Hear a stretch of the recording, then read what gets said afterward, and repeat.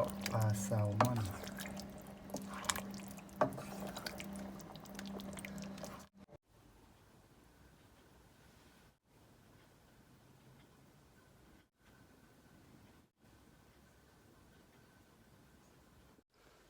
สบายดี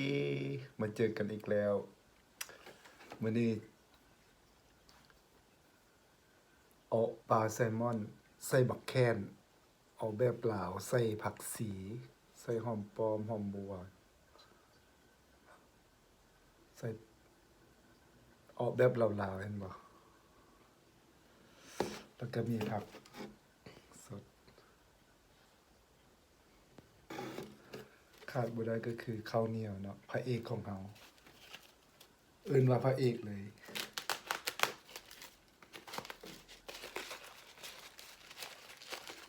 ติ๊ๆเห็นบ่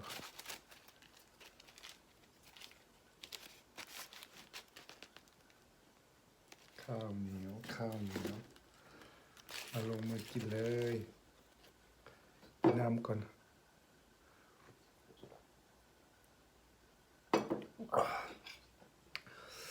แซ่บๆเป็นบ่ใส่อันเฮ็ดแบบลาวๆเลยเด้อพี่น้องเด้อนี่คลุกน้ำมันก่อน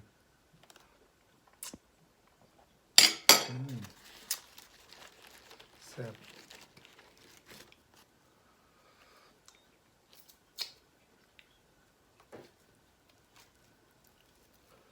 คุยเลยได้อเนี่ย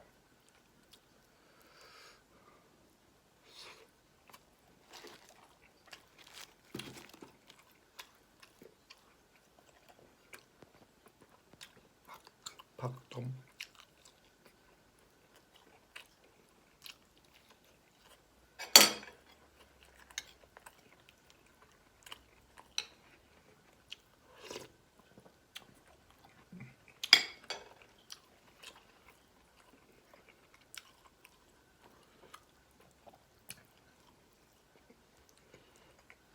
หอมบักแคน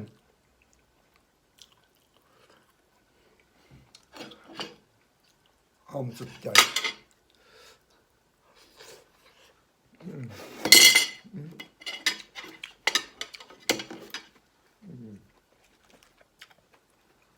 โอ้โห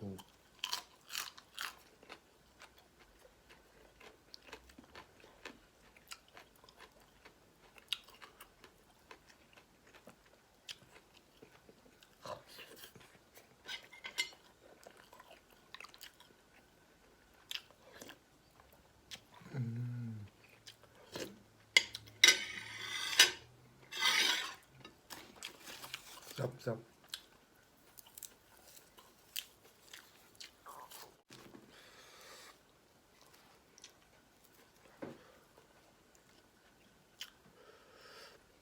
นั่งท้อง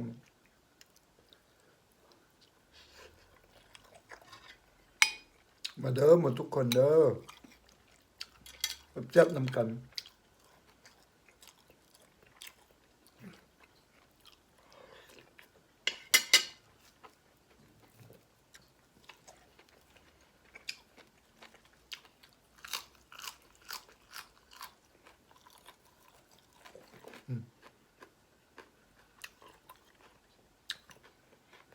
หอม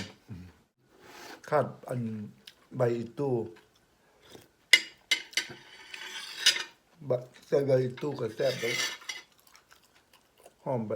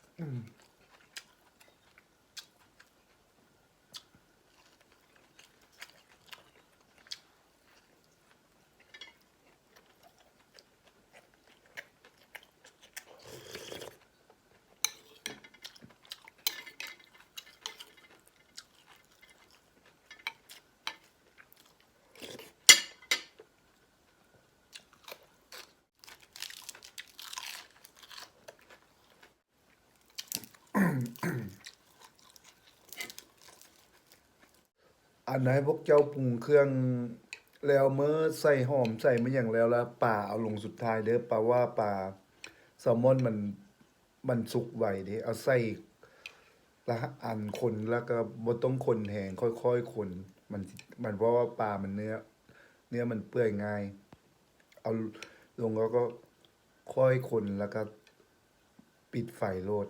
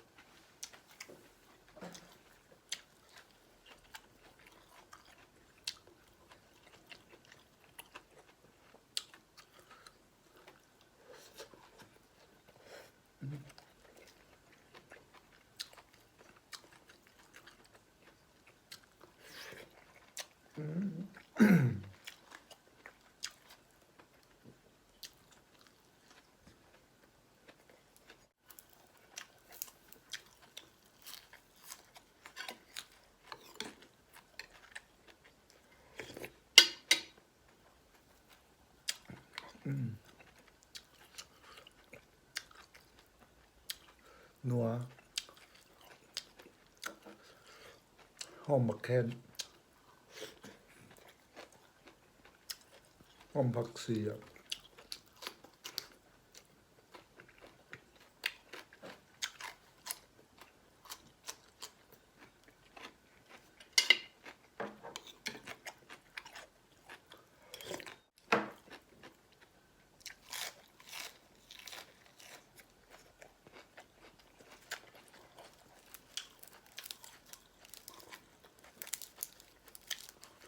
หอมปลอมหอมงาม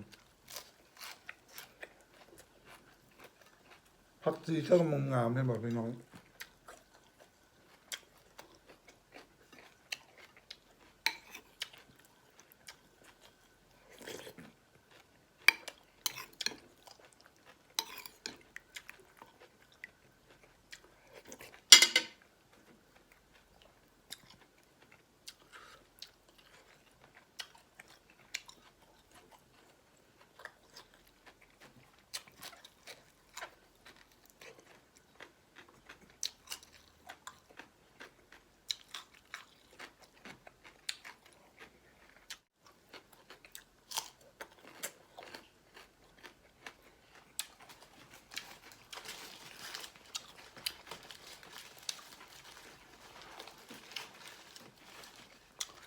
จับ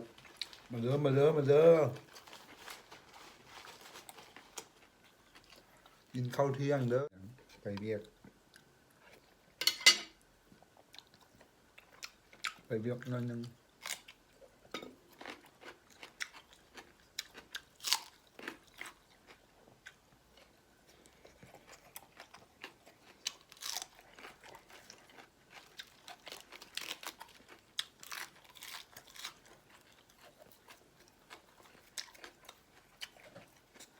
เขาวเหนี่ยวบ่ติดมือเลยให้บอก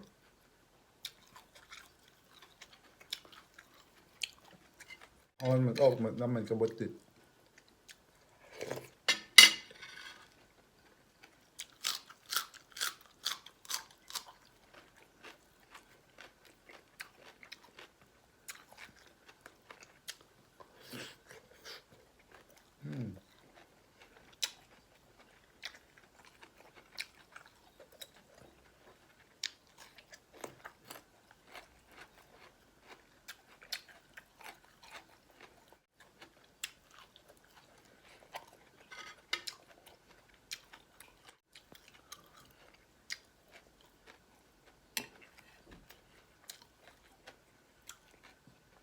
กินคือทรงสีฟ้าวไปให้ไปนางเอา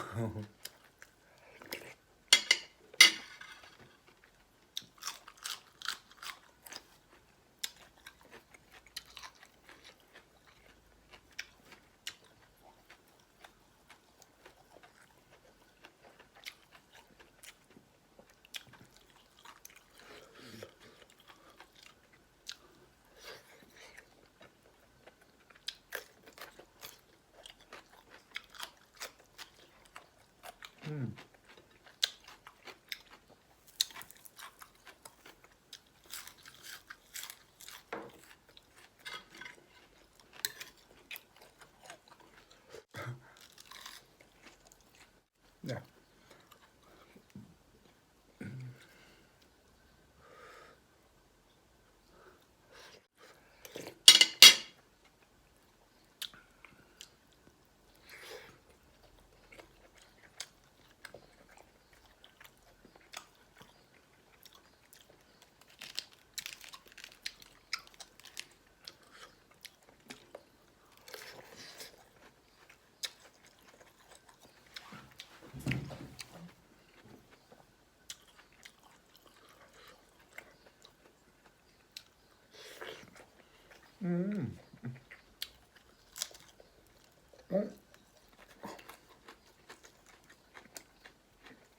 ใหญ่มัน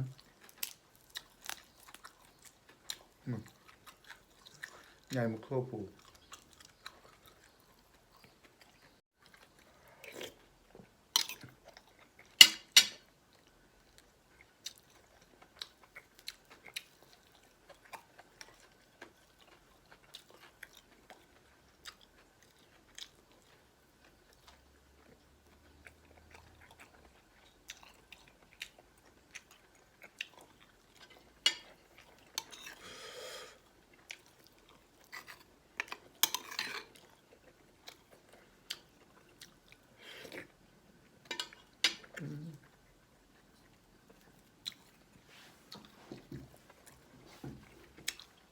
เนื้อมันนุ่มๆ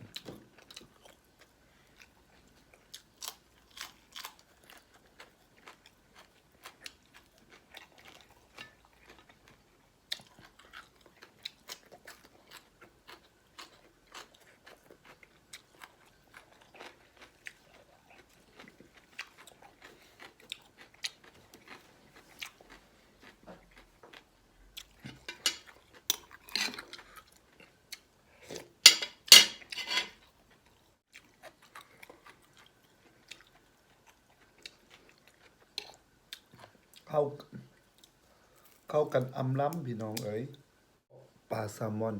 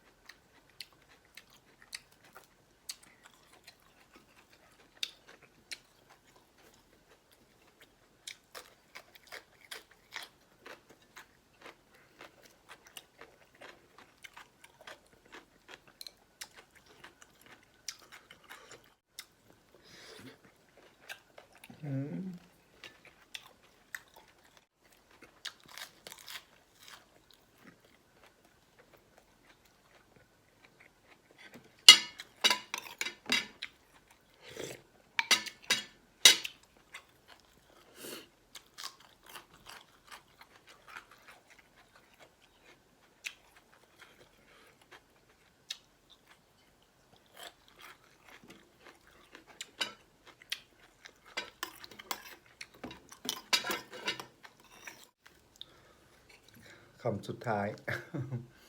มาเด้อ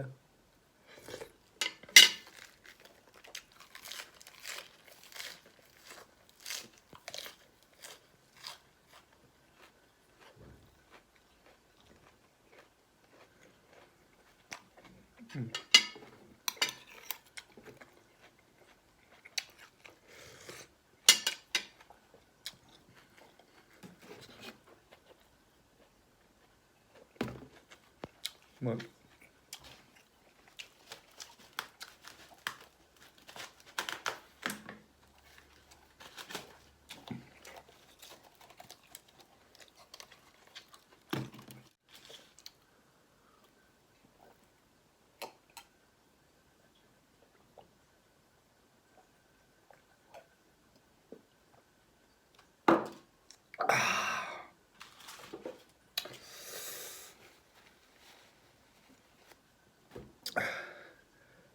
อิ่ม สิได้ไปแล้วบัดนี้นะ เจอกันในคลิปหน้าเด้อคันผู้เดิมมัก